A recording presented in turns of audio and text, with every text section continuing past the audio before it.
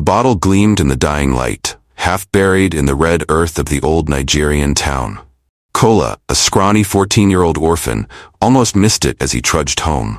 His bare feet kicked up dust, each step a reminder of his lowly status in a village that had long forgotten him. But fate, it seemed, had other plans. As Kola bent to pick up the bottle, a chill ran down his spine. The glass was cool to the touch despite the sweltering heat. His fingers trembled as he wiped away centuries of grime, revealing a yellowed parchment inside. Little did he know, this simple act would unravel a web of lies, expose a village-wide conspiracy, and set him on a path to unimaginable wealth and power. With the sun dipping below the horizon, casting long shadows across the deserted road, Kola carefully extracted the ancient message. As his eyes scanned the faded script, the world around him began to blur. The distant sounds of the village faded away, replaced by a low, rhythmic hum. Suddenly, he found himself falling into a trance that would reveal the shocking truth about his past and the dark secrets that had shaped his life. Kola's consciousness swirled in a vortex of time and memory. Images flashed before him, each more vivid than the last. He saw his parents, young and full of life, their faces a mixture of love and fear. Their whispered conversations echoed in his mind, fragments of a truth too dangerous to speak aloud. The prophecy, his father's voice rang out, clear as day. "Our son, he's the one." His mother's reply came tinged with worry. "But the elders, they'll never allow it. We must protect him, no matter the cost." The scene shifted, and Kola found himself in the village square. It was night, and a crowd had gathered. At the center stood Chief Okonkwo, his face twisted in a mask of rage and fear.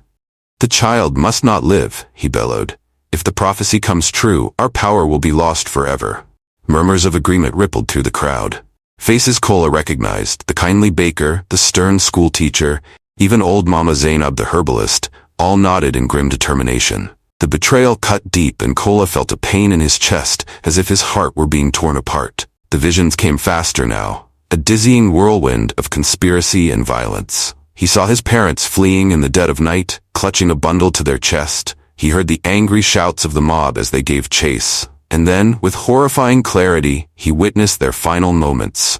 Cornered, outnumbered, but defiant to the last. As the life faded from his parents' eyes, Kola wanted to scream, to change the past, to save them.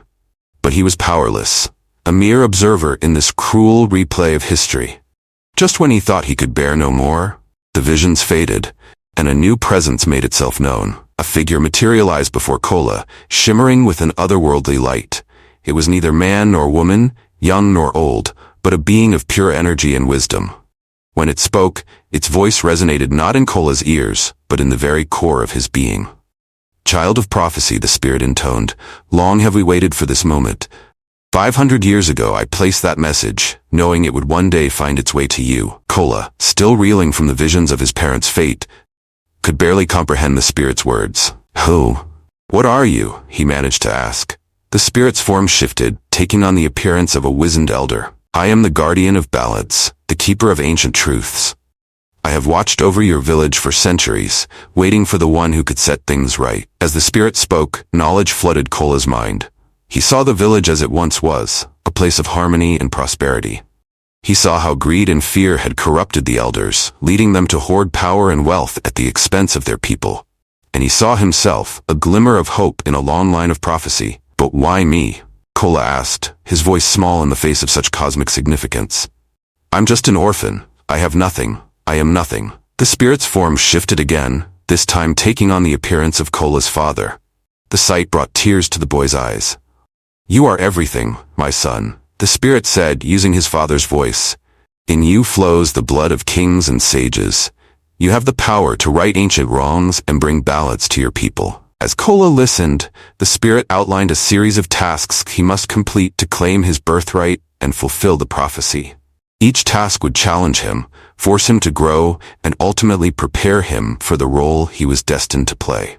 "It won't be easy," the spirit warned. "Those who killed your parents will stop at nothing to keep their power.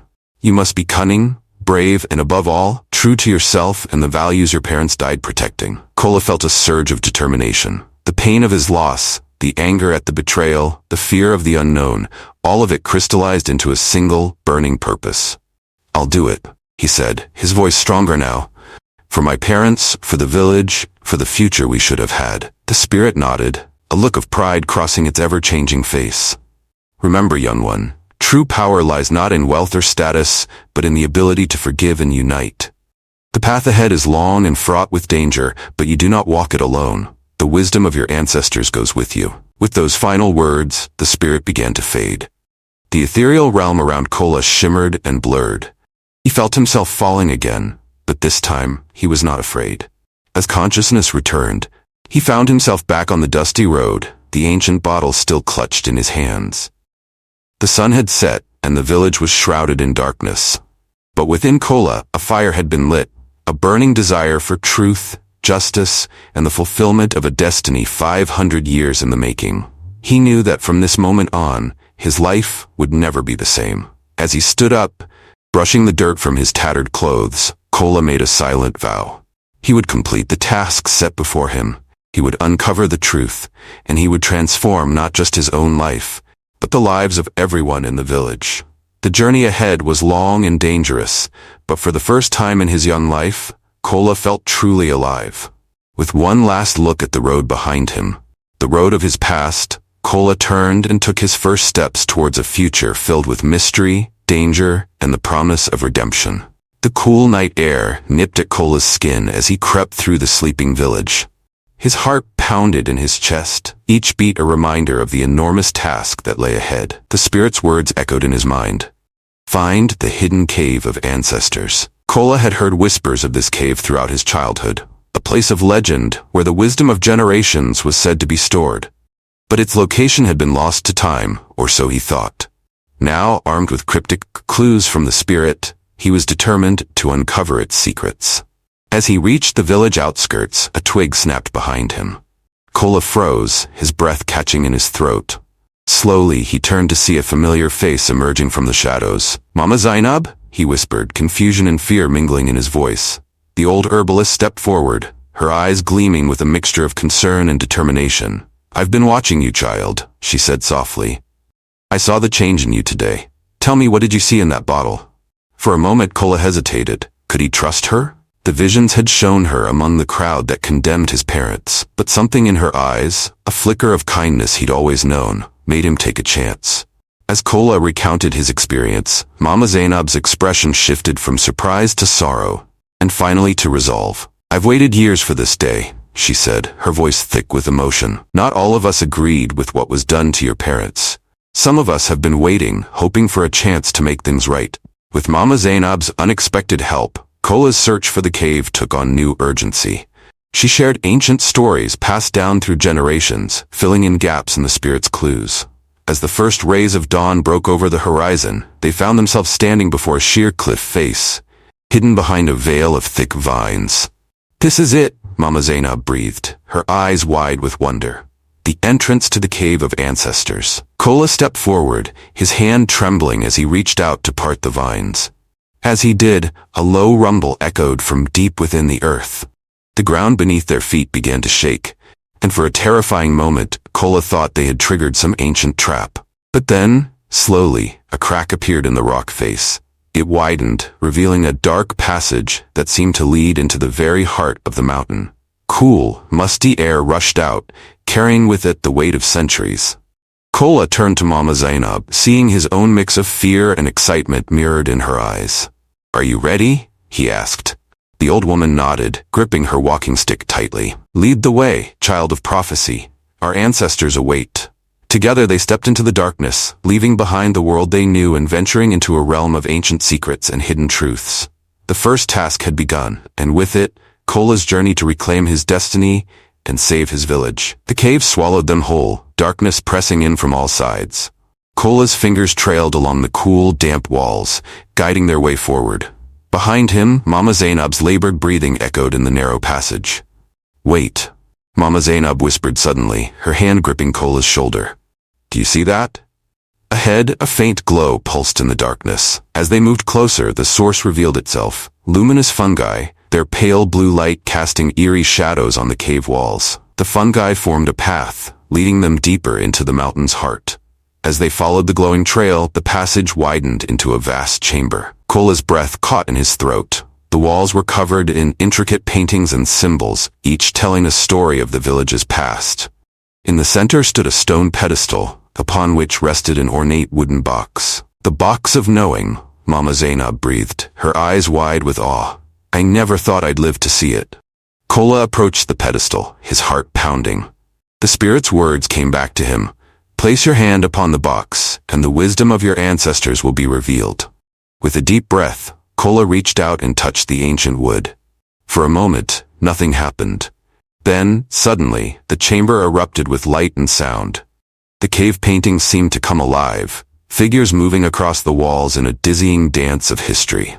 Knowledge flooded Kola's mind, generations of triumphs and failures, of wisdom gained and lessons learned. He saw the true history of the village, untainted by the lies and manipulations of those in power. He learned of the source of the village's prosperity, a secret spring of healing waters hidden deep within the mountain.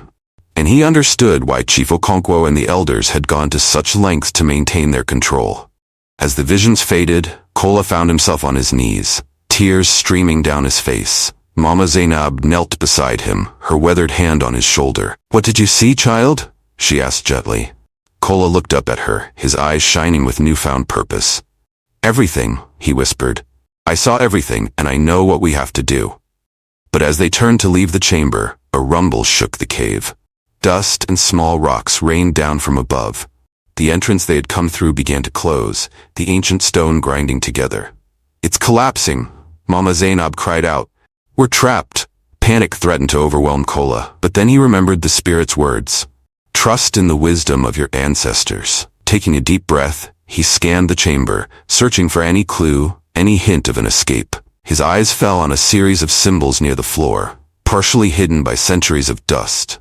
Acting on instinct, he began to press them in a specific sequence, guided by the knowledge he had just received. With a great groan, a section of the wall slid open, revealing a hidden passage. This way. Kola shouted, grabbing Mama Zainab's hand and pulling her towards the opening. They raced through the new tunnel as the rumbling grew louder behind them. Just as it seemed the entire mountain would come down on their heads, they burst out into the open air, tumbling onto soft grass, as the cave entrance sealed itself behind them. Gasping for breath, Kola and Mama Zainab looked at each other in disbelief. They had done it. They had uncovered the secrets of the ancestors and lived to tell the tale. But their journey was far from over. Armed with the truth and the wisdom of generations, Kola knew that the real challenge lay ahead. It was time to return to the village and confront those who had wronged him and his family. As the sun rose higher in the sky, casting long shadows across the land, Kola and Mama Zainab began the trek back to the village. The young orphan's steps were filled with a new confidence. He was no longer just a boy seeking answers.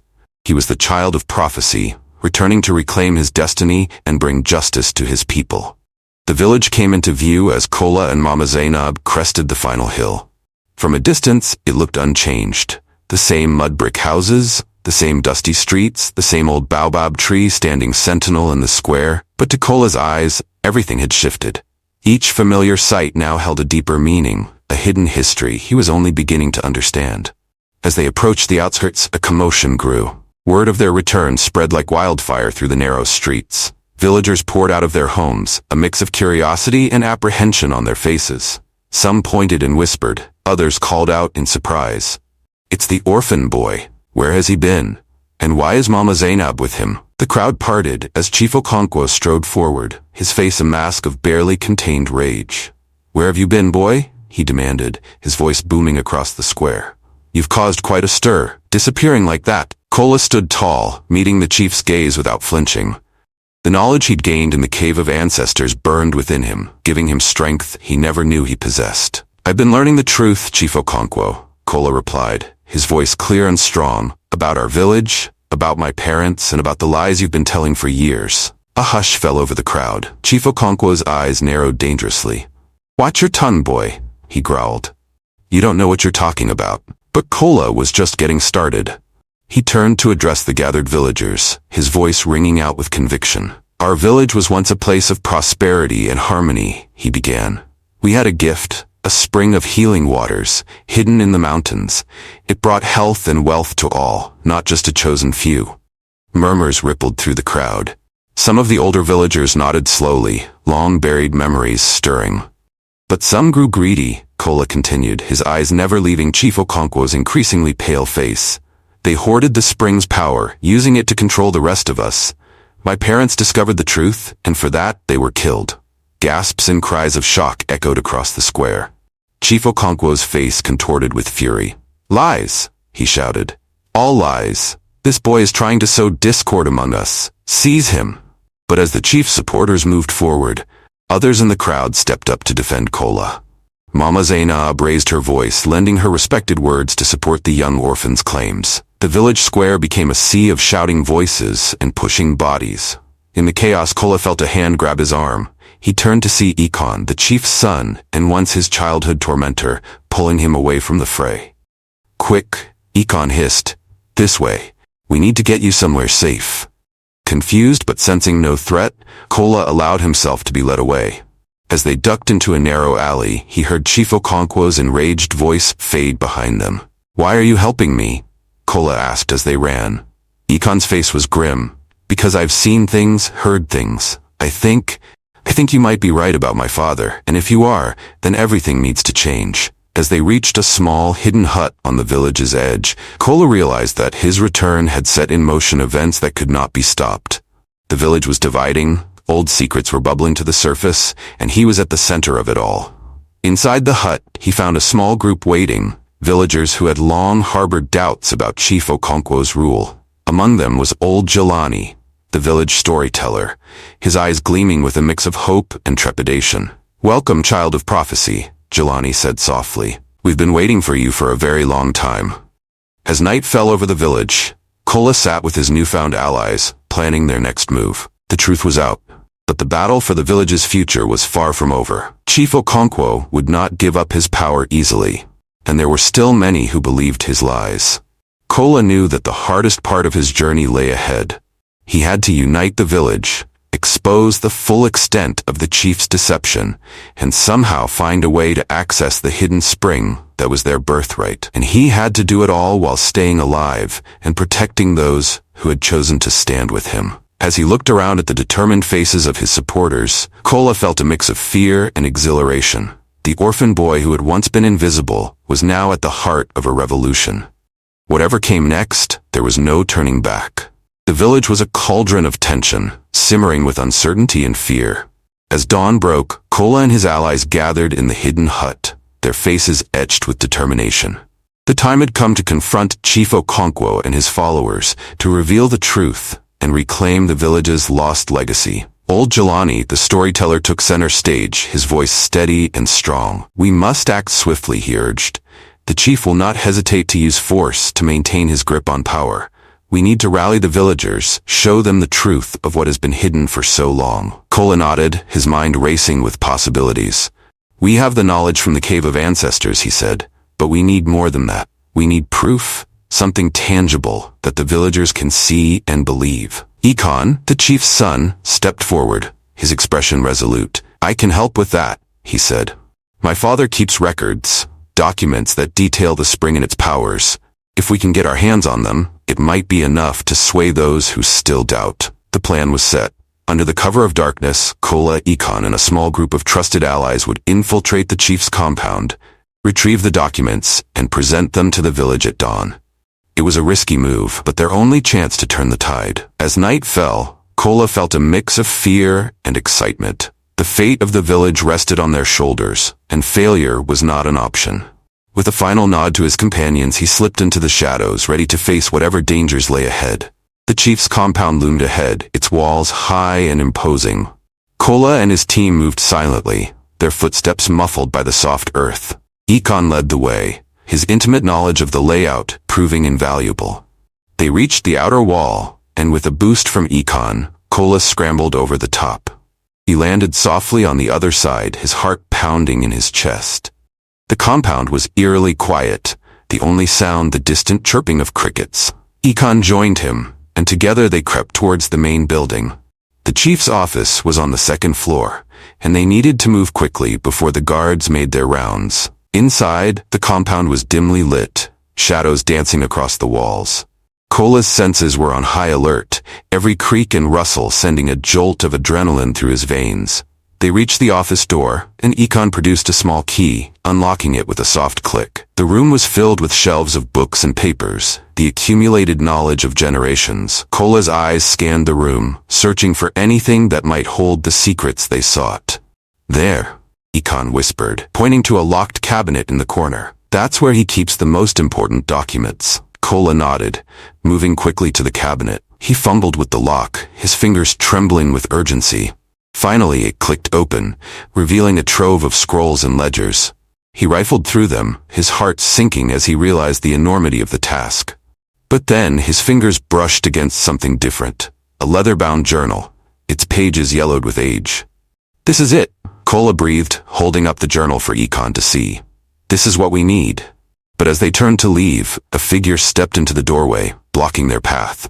It was Chief Okonkwo, his face twisted with fury. "You think you can steal from me and get away with it?" he snarled, his voice low and dangerous. "You're a fool, boy.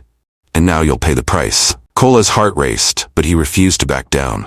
"The village deserves to know the truth," he said, his voice steady despite the fear coursing through him. "You can't keep lying to them forever." The chief's eyes narrowed, and he lunged forward, his hand reaching for Kola. But Ikon was faster, stepping between them and shoving his father back. "Run!" Ikon shouted, his voice filled with urgency. "Get out of here!" Kola hesitated for a moment, torn between loyalty and survival. But then he turned and fled, clutching the journal to his chest. Behind him, he heard the sounds of a struggle. Ikon's voice raised in defiance. He raced through the compound, his mind a blur of fear and determination. He had the proof they needed. But at what cost? As he vaulted over the outer wall and disappeared into the night, Kola knew that the battle for the village's future had only just begun. Kola returned to the hidden hut, breathless and shaken.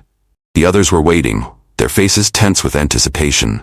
He held up the journal, the weight of its contents heavy in his hands. "We have it," he said, his voice filled with a mixture of triumph and dread. "The proof we need to show the village." Old Jelani took the journal, his eyes scanning the pages with practiced ease. As he read, his expression shifted from disbelief to anger and finally to resolve. "This is it," Jelani said, his voice filled with conviction. "This is the evidence we've been waiting for. The chief's lies, his manipulation, it's all here." A murmur of agreement rippled through the group. The truth was finally within their grasp, and with it, the power to change everything. As dawn approached, Kola and his allies prepared to reveal the journal to the village. They knew that Chief Okonkwo would not take this challenge lightly, but they also knew that the time for fear was over. The village square was filled with people, their faces a mix of curiosity and apprehension. Kola stood before them, the journal clutched tightly in his hands. "People of the village," he began, his voice strong and clear. "For too long we've been kept in the dark, fed lies and half-truths. But today that ends. Today we reclaim our history, our legacy, and our future." He opened the journal, reading aloud the passages that detailed the spring, the chief's deception, and the true history of their people. As he spoke, the villagers listened in stunned silence, their disbelief slowly giving way to anger and determination. Chief Okonkwo stood at the edge of the crowd, his face a mask of rage. But even he could not deny the power of the truth, laid bare for all to see. As Kola finished speaking, a cheer rose from the crowd. The village had chosen to stand with him, to fight for their future and reclaim what was rightfully theirs. But the battle was far from over. Chief Okonkwo would not give up his power easily, and there were still many challenges ahead. Kola knew that he would need all the strength, courage, and wisdom he could muster to see this through to the end. As the sun rose over the village, casting its warm light on the faces of those who had chosen to stand with him, Kola felt a surge of hope. The journey was not yet over, but for the first time, he truly believed that they could succeed. The village was a hive of activity, the air crackling with tension and anticipation. Kola and his allies had called for a gathering in the square, a chance for the villagers to come together and decide their future. Chief Okonkwo, however, was not about to relinquish his power without a fight. He stood at the center of the square, flanked by his loyal supporters, his face a mask of defiance. "You think you can challenge me?" he sneered, his voice dripping with contempt. "You think you can take what is mine?" Kola stepped forward, his heart pounding in his chest. "It's not yours," he said, his voice steady and strong. "It belongs to all of us, and it's time we took it back." The crowd murmured in agreement, their support bolstering Kola's resolve. He held up the journal, the weight of its contents heavy in his hands. "This is the truth," he said, his voice ringing out across the square. "The truth that has been hidden from us for too long. The spring, the lies, the manipulation, it's all here." Chief Okonkwo's eyes narrowed, his anger palpable. "You think a few words on a page can change anything?" he spat. "I am the chief, and I will not be challenged by a mere boy." But Kola was undeterred. He had come too far, learned too much, to back down now. "You're not just being challenged by me," he said, his voice filled with conviction. "You're being challenged by all of us. By the truth, by justice, by the future we deserve." The crowd erupted in cheers, their voices rising in a chorus of support. Chief Okonkwo's face twisted with rage, but even he could not deny the power of the people, united in their determination to reclaim their village. As the sun set over the square, casting long shadows across the ground, Kola knew that the battle was far from over, but he also knew that they had taken the first step towards a brighter future. One where the truth would prevail and the village could finally heal. The village was a whirlwind of activity, the air thick with anticipation and tension. Kola and his allies had called for a gathering in the square, a chance for the villagers to come together and decide their future. Chief Okonkwo, however, was not about to relinquish his power without a fight. He stood at the center of the square, flanked by his loyal supporters, his face a mask of defiance. "You think you can challenge me?" he sneered, his voice dripping with contempt. "You think you can take what is mine?" Kola stepped forward, his heart pounding in his chest. "It's not yours," he said, his voice steady and strong. "It belongs to all of us, and it's time we took it back." The crowd murmured in agreement, their support bolstering Kola's resolve. He held up the journal, the weight of its contents heavy in his hands. "This is the truth," he said, his voice ringing out across the square. "The truth that has been hidden from us for too long. The spring, the lies, the manipulation, it's all here." Chief Okonkwo's eyes narrowed, his anger palpable. "You think a few words on a page can change anything?" he spat. "I am the chief, and I will not be challenged by a mere boy." But Kola was undeterred. He had come too far, learned too much to back down now. "You're not just being challenged by me," he said, his voice filled with conviction. "You're being challenged by all of us. By the truth, by justice, by the future we deserve." The crowd erupted in cheers, their voices rising in a chorus of support. Chief Okonkwo's face twisted with rage, but even he could not deny the power of the people, united in their determination to reclaim their village. As the sun set over the square, casting long shadows across the ground, Kola knew that the battle was far from over. But he also knew that they had taken the first step towards a brighter future, one where the truth would prevail and the village could finally heal. The village awoke to a new day, the air filled with the promise of change. Kola stood at the center of the square, surrounded by his allies and supporters, their faces filled with hope and determination. Chief Okonkwo had been defeated, his power broken by the truth and the will of the people. The village was free to reclaim its legacy, to build a future based on justice and equality. Kola felt a sense of peace and fulfillment, knowing that he had played a part in bringing about this change. He had fulfilled the prophecy, uncovered the truth, and united the village in a common cause. As the sun rose over the village, casting its warm light on the faces of those who had chosen to stand with him, Kola knew that the journey was far from over. There were still challenges to face, obstacles to overcome, but he was ready to face them with courage and determination. The village was united, its people filled with a renewed sense of purpose and hope. Together, they would build a future where the truth would prevail, where justice would be served, and where the legacy of their ancestors would be honored. As Kola looked out over the village, he felt a sense of pride and accomplishment. He had come a long way from the orphan boy who had been invisible, and he knew that he had found his place in the world. With a smile on his face and hope in his heart, Kola stepped forward, ready to embrace the new dawn and the future that lay ahead.